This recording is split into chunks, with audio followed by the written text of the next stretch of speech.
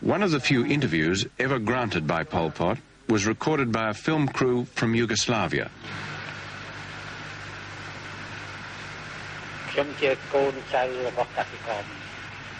Comrade Pol Pot points out that he's the son of a peasant farmer.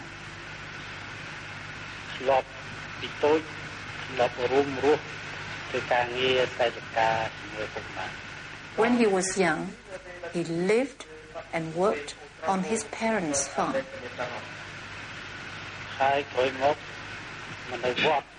Then I left the countryside to stay in a Buddhist temple. This was a tradition. I went to learn. I went to study.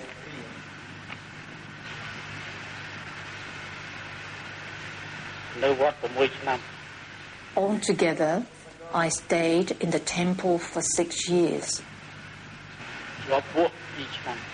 For 2 years, I was a monk.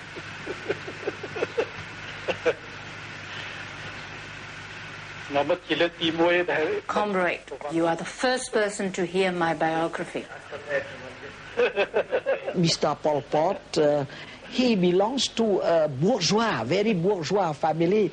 Those bourgeois and intellectuals, they wanted to create a regime with only non-intellectual and non-bourgeois, but themselves they are very intellectual and very bourgeois. Hypocrisy.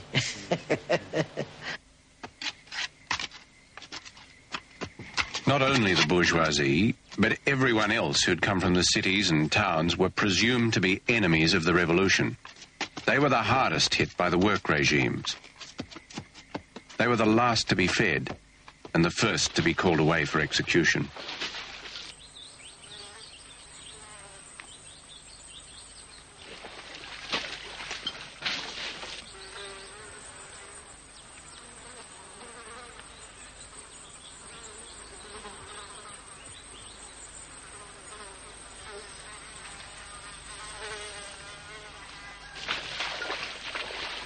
Why did they empty the cities and towns? And why did they crush the urban classes? Undoubtedly, the Khmer Rouge were driven by fears of a counter-revolution. For all their military strength, the Khmer Rouge were divided and weak politically. They'd come to power too soon. The Communist Party had little support or organisation to build on when they won the war and launched their revolution. Now they trusted no one, except peasants and fighters who were blindly obedient. With no experience of power, the worst became tyrants. The revolution was usually far more brutal in areas where the Communist Party had no established roots. But where the Khmer Rouge were more secure, there was usually less brutality.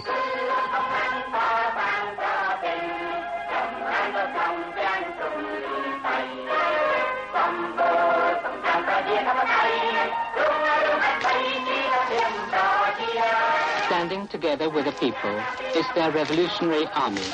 With pick in one hand and gun in the other, the army is defending and building their war-torn country in the wake of their victory over US imperialism and its lackeys. Winning the war and crushing the urban classes were not enough to secure their power. The Khmer Rouge were racing against time. They were convinced that their neighbours, the Vietnamese, were plotting to seize control of their revolution. In their frenzy for self-reliance, the Khmer Rouge ordered redoubled efforts to open more land, to build more dams, to grow more rice. Even with bumper harvests, there was no increase in rations, because more and more rice was stockpiled as the army prepared for a new war, which they believed was inevitable. Democratic Kampuchea, full of goodwill, is firmly determined to maintain close and friendly relations with all countries having common borders with her. Vietnam, however, hatched all kinds of plots and committed numerous crimes against the young state of democratic Kampuchea. At the time of Kampuchea's liberation in May 1975, Vietnam surreptitiously invaded and occupied our Khmer Island. The wreck of this Vietnamese gunboat is incontestable evidence of that invasion. Starting from September 1977, the Vietnamese army launched a series of massive premeditated